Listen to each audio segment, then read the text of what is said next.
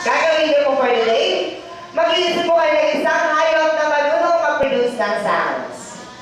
At isang hayop naman na marunong mag-produce ng sounds, ano po naiisip ko, sir? Ano po pangalan niya?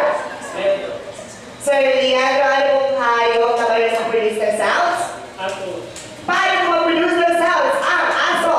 Oo. Okay, so makikinig po mabuti. Ow, ow, ow, ow. And for our next, sir, ano pong pangalan niya? Sir Lawrence, ano pong hayop na marunong mag-produce ng sounds? Pusa. Paano mo mag-produce ng sounds? Ang pusa. Ayan, yaw, yaw, yaw. And now, proceed naman tayo for the next. Ano pong pangalan? Sir Jacob, ano pong hayop na marunong mag-produce ng sounds? Paano po mag-produce ng sounds? Manok. Kinao. Paano po sa gagawin nila?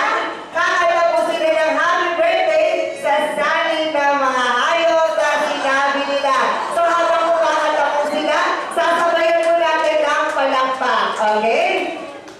Simulan muna natin kay Sir. Happy birthday! Sa salin ng anong hayop? Aso. Okay, aso. 1, 2, 3, sit. Okay, isa pa para mas kailangan si Sir. Bigyan mo na lang ng malakas na palakpakan. Okay. Sir, ready na? Okay, count to 3. 1, 2, 3, sit.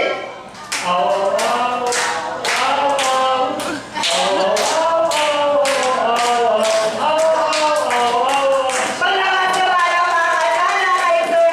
Maraming salamat po sa inyo. And now we'll proceed kay Sir. Happy birthday! Sa salin ng anong hayop? Pusa. Okay, pusa. 1, 2, 3, sit. Ayan,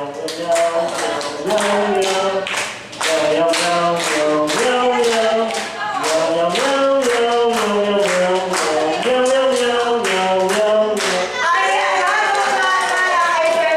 Maraming salamat po sa inyo. Kuya po kayo. At syempre, hindi mo papatay ang ating pinakahuli. Happy birthday! Sa salin ng anong hayop? Mas malakas? Okay, 1, 2, 3, sit. Yan po, tayo nag-isip ng manok. Okay, isa pa, Sir. Ready na? 1, 2, 3, sit.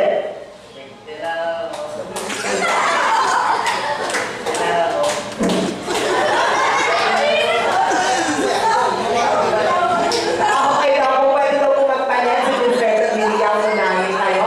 Ano po kayo? Ibon na lang po para masamang kaya. Okay, so paano po mag-produce ng sounds ang ibon? Okay, tweet na. Parang tweet pa rin. Okay, 1, 2, 3, sit.